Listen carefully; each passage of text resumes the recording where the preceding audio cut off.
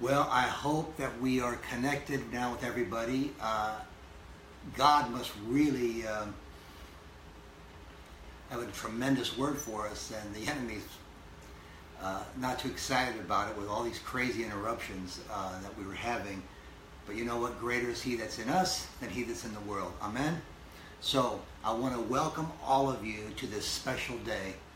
This is I think we can just say welcome to a global pastoral discipleship session. We are being joined today by pastors and missionaries and apostles and evangelists and teachers from India, from Pakistan, from different nations in Africa, from, I believe, in Reunion. I'm hoping that VJS is there with from Mauritius, we know from the Philippines.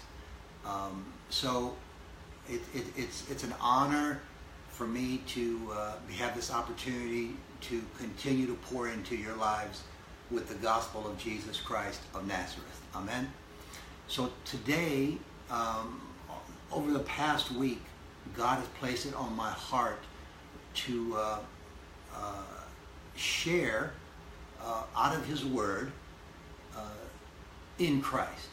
I think we've lost sight in our walk in this life as disciples of Jesus and living the life that Jesus so longs to live through our lives, that it's all in Christ.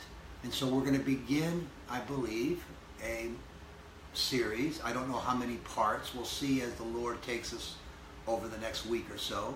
But I do know that He's given us 1 or 2 parts today, and we're just going to continue forward with that. Amen? So I want to welcome all of you, and if you have your Bibles with you, feel free to obviously join in with me whenever we get to a scripture. But I will say this, that I can confidently tell you that whatever you're going to hear today from me is not my own revelation. It is 99.9% from the Gospels, the epistles, from the Holy Scriptures, either in the King James Version and the NSAB, the Passion Translation, the Living Bible, whatever it might be. This is God's Word. And that's why I pray that you're able to join in and to ask God to just speak to your heart of the treasure of being in Christ. Amen? Okay, let me share this with you first. God has declared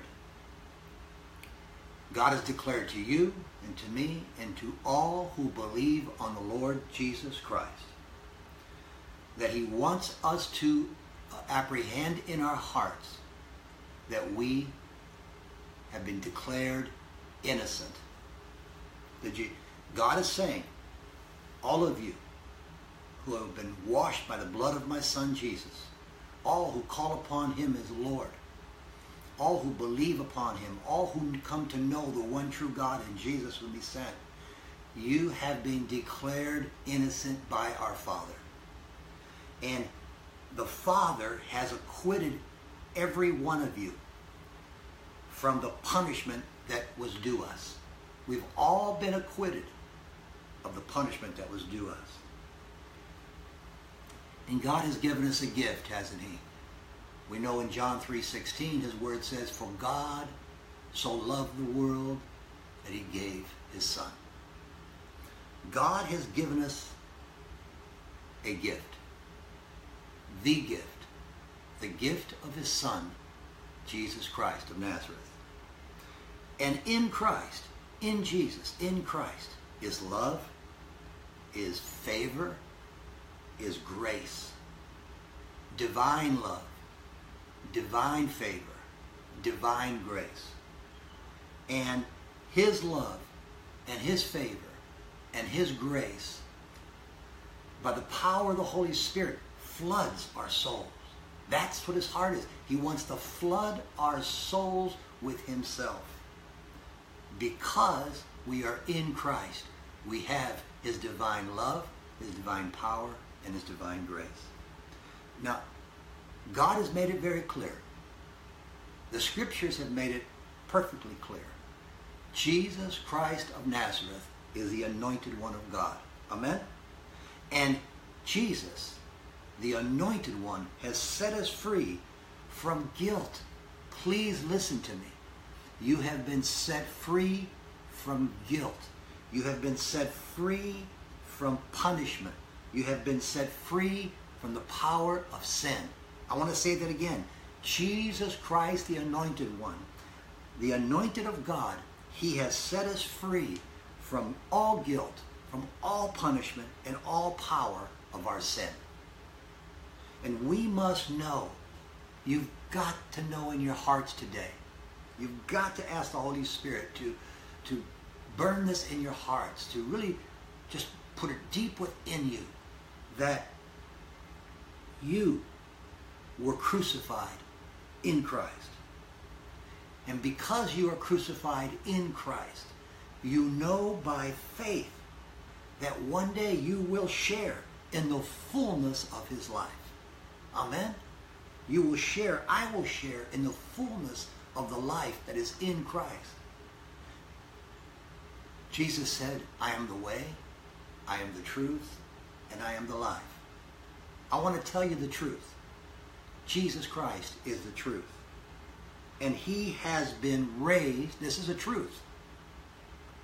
This is a truth that you stake your eternal life upon.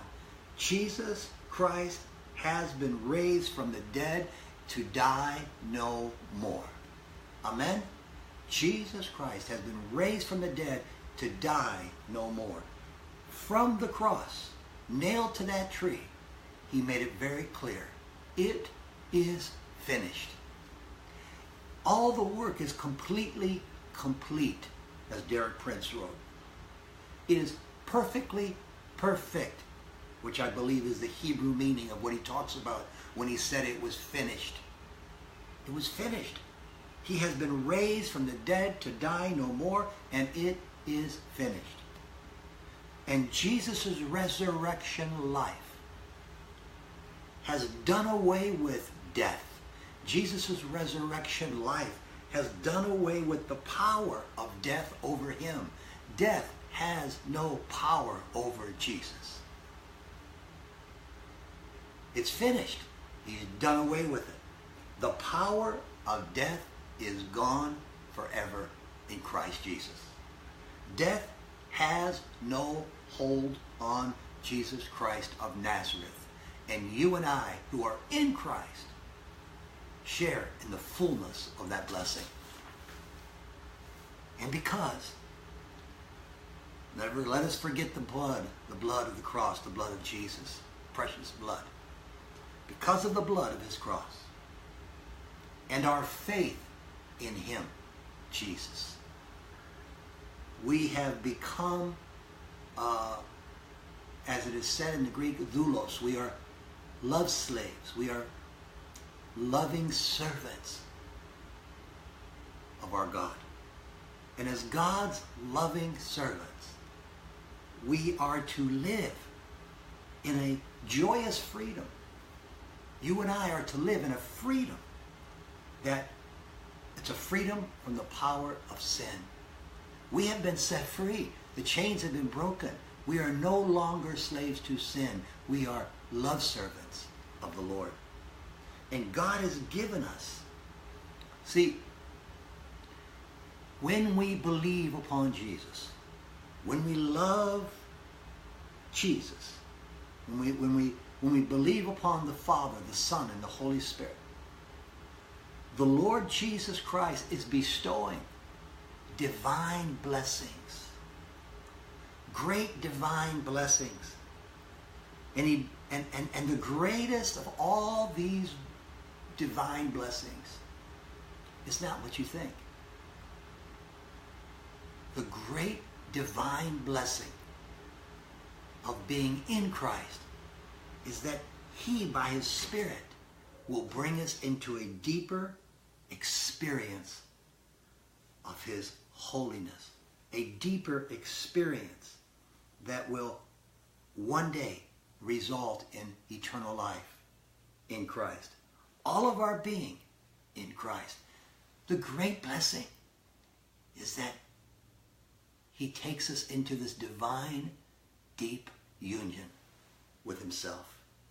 God says, in his word, does he not, that the wages of death, that the wages of sin is death, and that God's lavish gift is life eternal, that the gift of God is eternal life. But this is found in this great blessing of being in Christ. It's our union. It's a union with Jesus himself, who is the anointed one of God. I pray that you're receiving this, all you pastors and all the evangelists and prophets and those who are called into the ministry of God's work. What I'm sharing with you is the foundational necessity that we might live this victorious life in Christ. This lavish gift is found only in this union. That we've got to rest in the truth of Christ. And I want you to know this simple truth. The case is closed against you. Do you understand what I'm saying? The accusation and the case being brought against you and being brought against me for our sin has been closed. The book has been closed. And there remains no accusing voice of condemnation. There is now, therefore, no condemnation. Why? Because we are joined. We are joined in a holy union with Jesus. We are holy in Christ Jesus. There has been so many holiness movements. And there have been people that are of good intentions and motives. But you see, it's not what you wear. And it's not how you dress. And it's not whether you eat pork or you don't eat pork. It's not trying to follow the regulations of the law and whether or not you worship on a Saturday versus a Sunday. Because if you're going to live that way, then you're going to negate the work of the cross, and you better fulfill every single law within the law. Because if you don't, then you are condemned and the book is open against you. The Holy Spirit, you know, the Holy Spirit is the Spirit of life. And the Spirit of life, the Holy Spirit, flows through the life of Jesus. And as it flows through the life of Jesus into our lives, because we are in Jesus, we are in Christ, we are set free from this law of sin and death that I spoke of. God's word says, not my word. This is God's word. Our loving God sent his Son, his only begotten Son. He sent him in human flesh. Why? He sent him in human flesh that the Son of God might identify with our human weaknesses. And the weaknesses of our pride, the weaknesses of our fears, the weaknesses of all our lusts, our weaknesses, that he would identify with them. You know, there was nothing that we incur in this life that Jesus himself did not face. The difference is, he was in total, perfect union with his Father, and he never sinned. Though temptations came about him, he never gave in to those temptations. He never opened the door of his soul to those temptations, because he was flooded with the lordship of the Holy Spirit upon his soul. So, Jesus, the Son of God, you know, he came with such humility, didn't he? He came with such humility. It is said that the humility of Jesus Christ had never been known among all mankind, and never will be. That we are not to try to strive to be humble. Humility is the fruit of the Holy Spirit being birthed through your surrendered soul, your surrendered life. And God's humility over years will be born and be a beautiful fruit that is depicted and found through your life.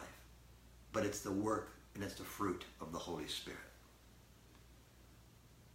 Jesus Christ humbly gave his innocent body. He gave his innocent body to be the sin offering. Throughout the history of Israel, the people would gather to the temple and there bring the spotless lamb or the offering to the priest, that it might be slain upon the altar and its blood shed. The altar of Jesus is the altar of his cross. The cross was the altar of God. And there the Son, who came in the flesh, willingly allowed evil men to nail his body to that altar. And there he might suffer and offer himself up as that perfect offering to his Father. So we now, who have been blessed with the grace of being born again, being born of the Holy Spirit, we who are washed in God's blood, now we're free to live in Christ. We're not bound to those rules and regulations that hold us back, with our only hope knowing that there's condemnation waiting for us and accusations because we have failed in this and failed in that. You see, if there's anything that I pray that you will share with your flocks around the world, those of you who are pastors and so on, is that you must share with the people that all of us now are free to live in Christ. Not according to the desires of our flesh, by no means, but by the divine power of the Holy Spirit. We live in Christ by our faith and by the power of the Holy Spirit working through us. We live with this confidence that there, gosh, please hear me. I want all of you to hear me wherever you are. There is absolutely nothing in all the universe with the power to separate you, the power to separate me from the love of God. Amen? Nothing. Because of our faith in Jesus Christ, because of our love for Jesus Christ, we are convinced, we have, in other words, a blessed assurance that his love is so great. I can't even think of trying to give to you some message or words and how great the love of God is. There's no man or woman on the face of the earth, regardless of who they are. There's no book, there's nothing that can adequately communicate and describe how great the love of God is. Because to do so is to know how great God is, because he is love. You see, God's love is triumphant. He's triumphed. It's triumphant. It's present tense as well. He's triumphant. He's triumphant over death. God's love is triumphant over death. God's love is triumphant over every problem, every trouble we will face in this life. God's love is triumphant over every fallen angel, every demon, everything, over every dark ruler. God's love is triumphant over all of that. There's absolutely nothing. Are you hearing me? If I seem passionate, it's because I am, because I long that this is a message that the world is going to come to know through your lives in all these different nations. There's absolutely nothing in the past, now, There's nothing now, and there's nothing in the future that can ever weaken God's great love for you. It is said, the question is asked, how long has God loved me? And I guess the answer would be, for as long as God has been God. Nothing can weaken the love God has for you and for me. That's why he sent his son. You know, everything God says, he proves. That's so wonderful about the signs and the wonders that follow them that believe, because they are God's affirmation. Not that he needs it, but he always puts into reality what he says in the Spirit. So I say to you this, there's no power. Please hear me. There's no power. There's not a power in heaven. There's not a power on earth. There's not a power beneath the earth that can be found. No one knows of a power in heaven, on earth, and beneath the earth. Nothing in all the universe that can create a distance between you and the compassionate love of God. If you love the Lord with all your heart, with all your soul, if you love God, the Lord God, and God's great compassionate love, you are joined together. There's nothing that can come between that. There's nothing that's going to create a distance between you and the love that God has for you. Nothing. God has poured out his love upon you, upon me. He has poured out his love through his Son, Jesus Christ of Nazareth, on the cross. God has given us such an indescribable mercy. When the Word of God declares that his mercies endure forever, it's indescribable. God's mercies are indescribable. And they endure forever. So, maybe I'm pleading with you. Maybe I'm pleading with you that you will share to those around you in your world, your families, your church, your ministries, wherever you might be, your workplace, that let us surrender. This is my plea, that let us surrender. Each one of us, let us surrender our souls to God. This is why he said, deny yourself and take up your cross daily and follow me. We are to surrender our souls to God, that we may be his holy and living sacrifice, all by the power of the Holy Spirit. His holy and living sacrifice. Let us, by the Spirit of God, live holy lives. God's holiness, oh, listen, God is holy. Is he not? He's holy. And he will not allow access into his heart, into his chamber of love for you, into the bridal chamber, with anyone who is not holy. He is holy, and he has made us holy by the way of his Son, because we are in Christ. His blood has washed us by the Holy Spirit, for the life of the flesh is in the blood, and the blood comes and has cleansed us. And by the power of the Holy Spirit, we are made holy as we surrender to his love. It's our love for God. Listen, do you want to experience God's heart? You know, we go anywhere, and we learn, we're desperate to learn how to come into this intimate place with God. But God has not complicated it. God has not made it for some and not for others who don't have the abilities to go here or there or to read something.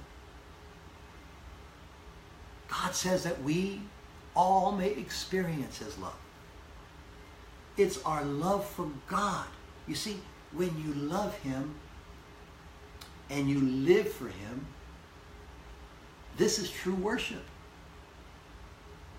When God wants us to worship him in spirit and in truth. Our worship is more than some songs we sing. You can take the most beautiful choirs and orchestras and whatever it might be, and that pales in comparison to the worship that God longs for. Worship, worshiping of God, is our loving Him. There's no greater worship you can give to God than that you would love Him with all your heart, with all your soul, with all your mind, with all your strength. And that because of that, you will live for God. Because it's not you who live, but it's Christ who lives in you. Because you are in Christ. Amen? That's worship. And that loving God and living for God, and hungering for God, and thirsting for God is what enables you to enter into the experiential love of God Himself. Amen? Now there are some of you that have been divinely appointed by God. This is a global pastoral meeting we're talking here. We've gathered all the different pastors and missionaries and evangelists from different parts of the world. We're gathered together. And some of you obviously have been divinely called of God. You have been divinely called of God because God has a divine plan for you. God has a divine plan for myself and my wife and my children and our team, and all of you. God has a divine plan for you. And so you've been appointed not for your own plan, but for God's plan. And that some of us may be called to be apostles. Paul said, I may not be an apostle to you, but I am to those, to others. You may be called as apostles. You may be called as the one who delivers the message of the Anointed One in the person of Jesus Christ of Nazareth. You are children of God. I am a child of God. And as children of God, we can say with an assurance that God has purified us by the way of the blood of the cross, by His Holy Spirit, through His Word, and He continues to purify us and refine us that we might be perfected into the full stature of Jesus Christ one day. But you must know how special you are. You have been set apart for Jesus Christ to reveal Jesus Christ to the hearts of every man, woman, and child in the world. You have been set apart, consecrated for Christ. The Father Himself has invited you to be devoted to His Son, wholly committed to His Son, and to be holy. He knows that this can only be done by Himself, by God Himself, by the Holy Spirit. But you have to surrender the lordship of your soul that He might do this through your life. The Bible says that all who call upon the name of the Lord shall be saved. Everyone who calls upon the name of the Lord Jesus Christ are to be God's devoted and holy people. We cannot say that I call upon the name of the Lord Jesus Christ in name, but choose to live in unrighteousness. Choose not to surrender our souls to His lordship. You see, the one who is in Christ, the one who is in Christ, I'll just simply say to you this, loves God and lives for God. The one who is in Christ loves God and lives for God. And I think it's important that right now I say to you, please don't let one day go by and very many moments during each day where you forget to stop thinking, where you forget to thank God. Never stop thanking God, because He has given you free and total and open access to himself. Do you want to know the grace of God? It's by knowing the Father and the one whom he sent. For God is grace. And because you thank him, because you love him, because you live for him, that door opens wider and wider and wider to his grace. You see, it's by our own divine union with Jesus that we come to know his grace. In Christ. You see, Jesus, the Father says, in Christ, in my Son. Wow, this is incredible. In Christ, the Father has made us rich in every way. Did you hear what I said? In Christ, the Father has made us rich in every way. The Father has bestowed indescribable great wealth upon us because we are in Christ. And he has given us the greatest wealth of all the diamonds and gold and assets and this and that and fame and fortune, whatever it might be. The greatest wealth that Jesus gives to us is his intimate knowledge of himself. That's why God says, know God and the one whom he sent. This is eternal life. What greater gift, what greater wealth is there that God has rented open his heart on the cross and given us access to himself, to his heart? What can compare? What can compare to the value of knowing Jesus' heart? He's given us this. He's calling us, and he's called us, and he'll continue to call us until he returns. Today, right now at this moment, God is calling you. He's calling each of us. He wants us to have this intimacy with him. You know, can you remember? Do you remember the day when you received the call of salvation? The Bible says, not many of those called, you, me, not many of those called were wise by human standards. The Bible says that not many of those called by God were in positions of great power. But still God chose you. And God chose me. He chose you, that you, whom the world may consider foolish. He chose you. The Holy Spirit has chosen you. The Holy Spirit has chosen you that, wow, please listen closely. The Holy Spirit has chosen you that he might bring to shame those in the world who think they are wise and powerful. Did you hear what I said? He chose you, he chose me to bring to shame those in the world who think they are wise and powerful. God chooses the least. He chooses the powerless to shame those who think they are high and mighty and powerful. God has chosen the insignificant. God has chosen those whom the world laughs at. God has chosen the insignificant to be regarded as great in his eyes. For God, through the least, he declares this, for it is not from man that we draw our life. You don't draw your life from the power of a man. You don't draw your life from the wealth of others and the wisdom of others. You draw your life, not from man, the Bible says, but only from God. That's God's word. And by the Spirit of God, we are now joined to Jesus Christ. We are in Christ. We are united with Christ. We are one with him. Atonement. We have been made one. One. We are united in this union. God has given us his divine wisdom. I don't want man's wisdom. I don't want the world's wisdom.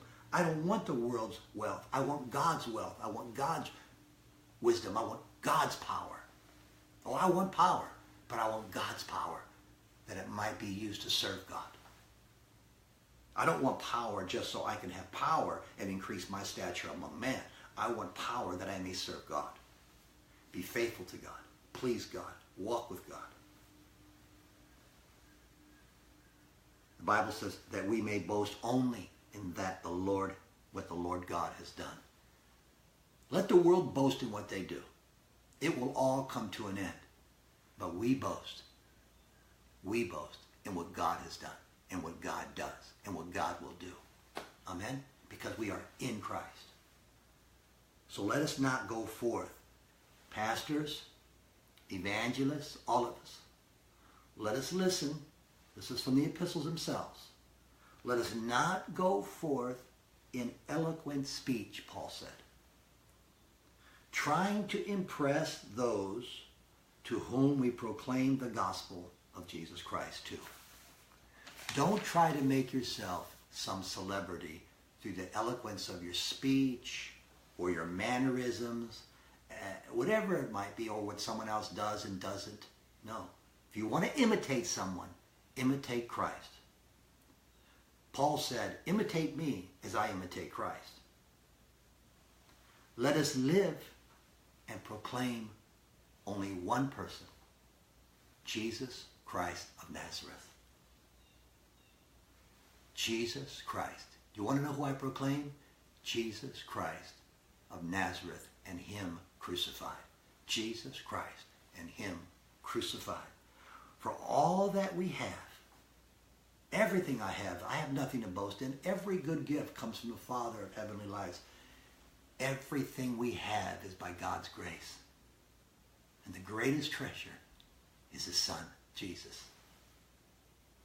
You know how you go into a store and you see things that are there being shown to the customers and they're on display, and the most beautiful and the most expensive things are on a special display?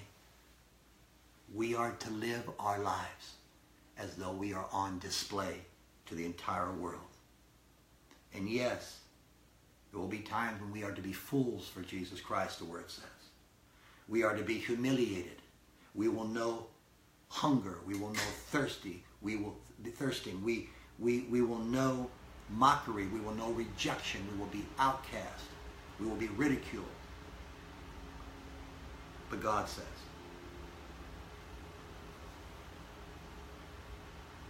live your life on display.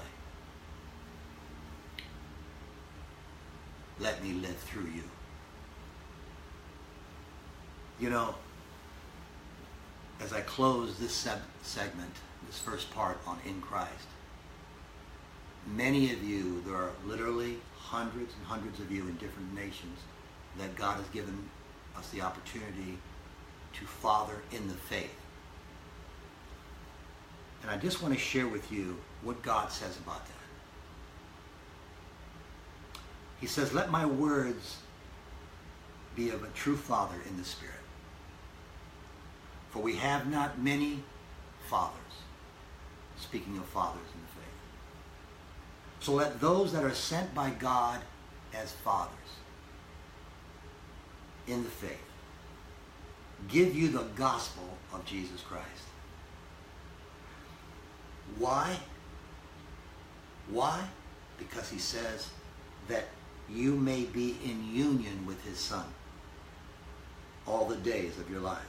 The gospel of Jesus Christ by the Holy Spirit brings us into this intimate union with God himself. So church, and all the pastors, I say this to you as I close. Let us not live exalting ourselves. Let us know that our entire lives are grafted in Christ. That the kingdom of God comes with power, not just with words. And the power that I speak of is God himself, that lives through you if you do not exalt yourself. Let us always give our hearts to the voice of the Scriptures. The Scriptures have a voice because they're inspired by the Holy Spirit. Let's always give our ear to the voice of the Scriptures. We cannot be inflated. We cannot be, in other words, puffed up with thinking highly of ourselves. But listen closely. This is from 1 Corinthians. We cannot be inflated with thinking highly of ourselves by following and promoting one leader in competition with another leader. Paul said, what? Some of you promote me, some of you follow Apollos. The bottom line is, neither Apollos nor me. Paul said, neither I or any other man or woman of God, sent by God to reveal God, went to the cross. There was only one begotten Son of God. Now we are all, by the Spirit, the sons of God. But only one went to the cross, and we will never be God. Why do we promote ourselves? Why do we think highly of the one that we follow over the other one? It is God who has summoned every man or woman of God. He has summoned you. He has called you. He's anointed you to do his work and to please him and to fulfill the purpose for which he's summoned you, called you, and anointed you. God's word declares, it seems to me that God has appointed us apostles to be at the end of the line. Wow. Are you listening to what God is saying in 1 Corinthians chapter 4? It seems to me, Paul writes, to the church in Corinth, that God has appointed us apostles to be at the end of the line. You see, too often we want to be at the front of the line because we think so highly of ourselves and we exalt ourselves. I used to say we believe our own press releases. But that's not the way of God. The true apostle and the evangelist and the pastor and the teacher, the prophet, they are appointed of God and gladly take the position at the end of the line. So let us be fools for Christ. Let us be fools for Christ Jesus so we can be wise in Christ Jesus. Let our wisdom be Christ's wisdom. I leave you with this, the words of Paul. For although you could have had many babysitters, please know my heart as I share this with you. Paul writes, although you could have many babysitters in Christ, telling you every day what you're doing wrong, you do not have many fathers who correct you in love. To some of you that are watching, I am a father in the faith. And some of you are fathers in the faith to others. But God has ordained this. And if God has ordained that I be your father in the faith, I became your father, the Word of God declares in 1 Corinthians, when I gave you the gospel and brought you into union with Jesus Christ. The sole, primary, overriding reason that God places you in as a father in the faith is that through your life and to the ones that you father in the faith, you will declare the gospel and lead them by the Holy Spirit into this union with Christ. So many want to know what is an apostle. There are many things that the Bible speaks about the apostles. They had seen Jesus. They had witnessed miracles. Signs and wonders follow them. But God shares in 1 Corinthians, as Paul writes, what I just shared to you. I became your father when I gave you the gospel, and I brought you into union with Jesus Christ. There's nothing to boast in that. That's not to take me to the front of the line. The only reason why I'm able to do that, or you who are called as fathers or are called as apostles, is because God has called you, God has summoned you, God has chosen you. You have nothing to boast in. I have nothing to boast in. A true apostle, a true father in the faith, gives you the gospel of Jesus and brings you into union with Jesus. Amen. Father, in the name of your Son, Jesus Christ, I thank you with all my heart for today. And I pray that our Jesus Center pastors and teachers, all that you have called, the entire body of Christ, Lord, that are watching, will come to know you and the one that you sent. That the gospel will become a living reality in their lives. And because that we are all in you, my Lord, that we will know a deep and deeper and deeper union with you. Reveal your heart to us, I pray, Lord. Open your heart to us, Lord. And Father, in the name of your Son, Jesus, I speak to everyone that's infirmed. Every disease, every affliction, every malady, every crippling ailment, every addiction, in the name of Jesus Christ of Nazareth, I declare healing, I declare deliverance, I declare wholeness over all of you for the glory of Jesus. Amen. God bless you. I believe that this Sunday we will be continuing on with this with part 2. Now, may I just say to you before I leave, God is doing incredible things for his glory through the Jesus Center. And you every day, every week, you're seeing all kinds of posts that are done regarding the different works that God is doing. Above all is that the gospel is being proclaimed and people are being led into a union with the Son of God, Jesus Christ of Nazareth. And along that way, we find ourselves among the orphans and the widows and the homeless and the hungry and the thirsty and the naked, the outcasts. And so the Jesus Center, by the grace of God, through a few loaves of bread and fish, has been given a divine stewardship over many different children. And among them is the Jesus Center orphanage and school work that we're doing in India. And you will find there the work that's being done, the most beautiful, incredible children. And we are now, by God's grace, after many years of continuing by faith in this work, moving forward into another phase of taking all of the girls first into a brand new home. No longer is it to be like an institutional environment, but it's a brand new, beautiful 3-story home.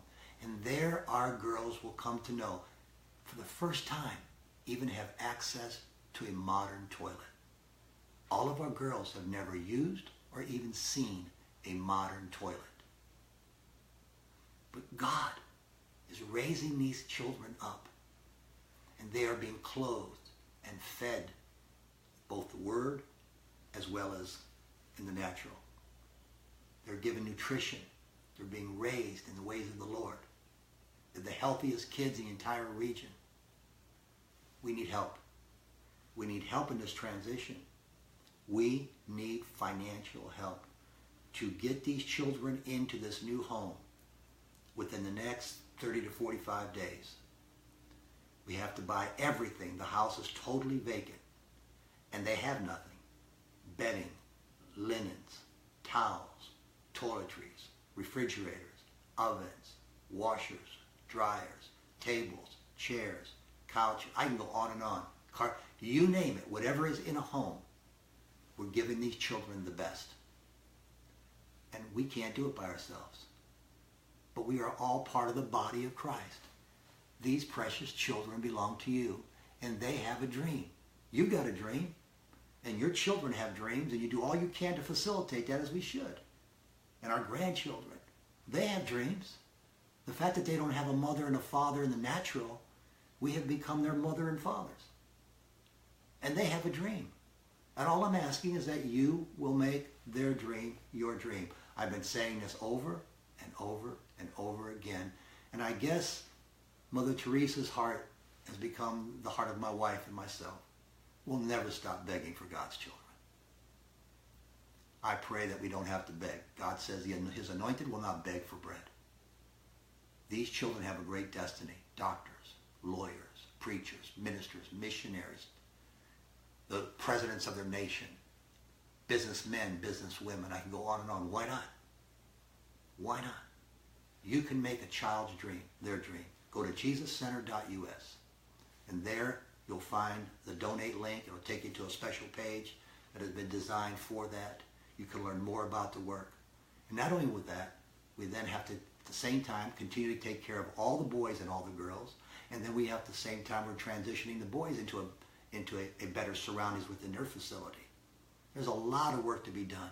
Then we're going to move on in the near future, by God's grace, as people come forward and begin designing a future facility that will literally house hundreds of children. If you go on our website, you're going to see a video. So many of our children literally came from the dumps. From the dumps.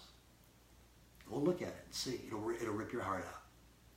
Thank you so much. I love you. And we hope to see you Sunday as we continue on with this teaching on In Christ.